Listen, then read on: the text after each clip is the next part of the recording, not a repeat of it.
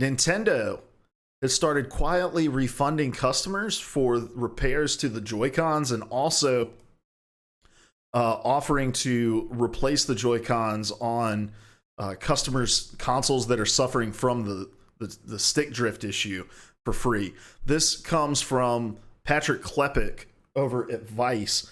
And I'm just going to read the first paragraph of this story. The first two paragraphs. It says, Nintendo's got a problem on its hands. It's called Joy-Con drift, an issue where the analog sticks on the Switch's detachable controllers called Joy-Cons begin moving things on the screen on their own. Following the huge response to a report by Kotaku, it's become enough of an issue that Nintendo recently told customer service representatives the company will no longer charge customers seeking Joy-Con repairs and refund those who've already paid, according to internal Nintendo documentation seen by Vice Games. Quote, customers will no longer be requested to provide proof of purchase for Joy-Con repairs, end quote, the internal customer service details say. Quote, additionally, it is not necessary to confirm warranty status. If a customer requests a refund for a previously paid Joy-Con repair, confirm the prior repair and then issue a refund, end quote. So this is a follow-up from the story that we covered last night about the stick drift issue and how Nintendo had been a little bit mum on the issue, and we mostly talked about some of the internet reaction that was around this. So let's talk tonight mostly about Nintendo's reaction to this. Yesterday they released like a vague statement about them being aware of the issue and that they were looking into it. It was a very Nintendo-esque response to a controversy. They tend to be a little cagey with the details, and even this isn't like a public-facing thing. It's just something that Vice Games was made aware of by some sort of internal source. And I think to an extent, right, it addresses part of the issue, right? Because part of the issue yesterday was that, or in the weeks leading up to this, was that when people were talking about this being an issue, they were being told like, we'll repair that, but you gotta pay to ship it back to us. Now, albeit the shipping cost, I think were like $4 or something like that. It's the principle of the matter, right?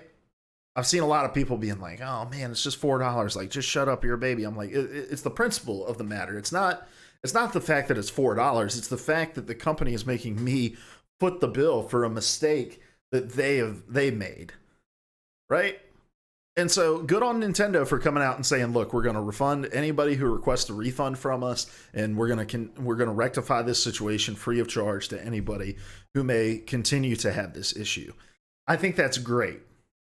A great step in the right direction. They should probably say something publicly about the changes that they're making and about the direction that they're taking this issue, just to put people's minds at ease rather than just this leak.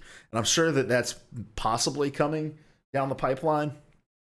I understand that there's a lot of moving parts to get that sort of stuff. So this is a step in the right direction. However, what concerns me is we have not heard anything about them reworking the way that the controller is designed in a way that this isn't going to happen. And look, if you're watching over here on Twitch or if you're watching on YouTube and this isn't the case anymore, this is 9 p.m. Eastern time on Tuesday night. If I'm saying something that's incorrect, correct me. But Nintendo has not issued anything to say we've identified what is causing this issue and we're taking care of it. So are these people going to get the repairs on these Joy-Cons and then have to turn around in 4, 5, 6 months when this issue rears its head again? Like that's an issue, right? It's cool that they're going to repair it, and I think they give them credit for making the right decision there. But it'll be a frustrating customer experience if people are constantly having to go back and get this problem fixed again. What I want to see from Nintendo is them saying, we have identified the cause of the Joy-Con drift, and we'll ensure that at a certain date, production of the consoles will no longer have this issue. And then start issuing replacement Joy-Cons for people who have these issues rather than just simply repairs. Now, look, again, I'm just a small town pizza lawyer. I don't know anything. So it may be that this repair takes care of the situation altogether and that people don't have to worry about it. But at that point, you would think that there should be some sort of, response from Nintendo to say, hey, these repairs rectify the situation. You're not going to have to deal with this issue anymore if you send your console in for repairs. So I don't know, man. This is a great step in the right direction, but if they don't take it just a little bit further, I think it's still a half measure. And I think they're still facing this. And we talked about this last night, so I don't want to beat a dead horse. They are still facing this kind of looming narrative over the design of the Nintendo Switch Lite and how the Joy-Cons are put into it. And there was actually a story that was written, I think it was on Polygon today, that was titled sorry Nintendo, but the Joy-Con drift issue means I'm not going to buy a Nintendo Switch Lite. And the reason for it is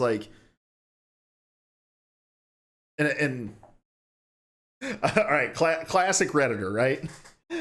classic internet person here. I read the headline. I'm going to speculate as to the reason why somebody wouldn't want to do this, right? Number one, you're going to have to get the entire console repaired, or they're at least going to have to open up the whole console in order to repair it, because the Joy-Cons are not detachable. It's all one unit, right? For the Nintendo Switch Lite. The second reason is because Nintendo has some asinine policies in terms of cloud saves and what games they allow cloud saves on and what games they don't allow cloud saves on. I was listening to a podcast today with Jarrett Wilson, the Team Chat podcast, where they were talking to an Animal Cross streamer who said, Animal Cross isn't going to support cloud saves. And it's like, okay, so if I buy a Nintendo Switch Lite and I run into a Joy-Con drift issue and I have to get my whole entire system replaced, I'm going to lose all the progress I have on these games that aren't allowed to support cloud saves. And that's insane to me. It is 2019, man. And so I understand people who are risk averse to that. I'd rather own the console where if the Joy-Cons break, I don't have to send the whole thing back. I can send the Joy-Cons back and then, play with my Pro controller.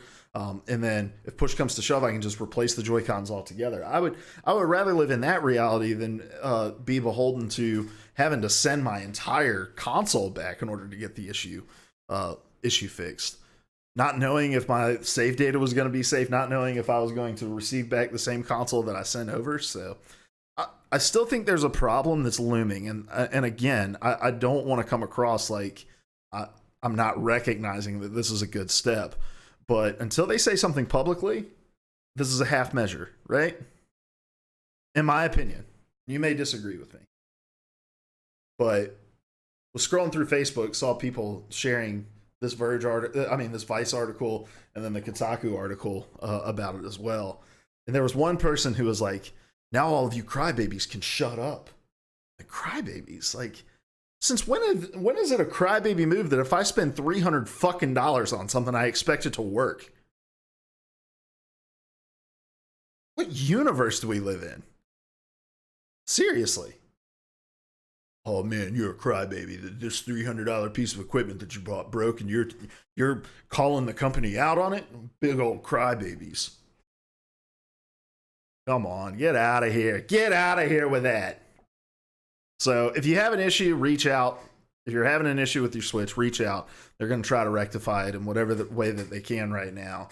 And Nintendo, since I know you watch this and get all of your next moves from me, just say something about this publicly. Release a statement. I know that's not within Nintendo's nature, but just do it. Just say something about the issue. And I know that with the class action lawsuit, they probably do not want to implicate themselves in any kind of wrongdoing or neglect in, making sure the design was good before releasing it or anything like that. But there are a lot of people who have been impacted by this, and there are a lot of people who are waiting for a response, and Nintendo owes it to those people to say something about this. Anything.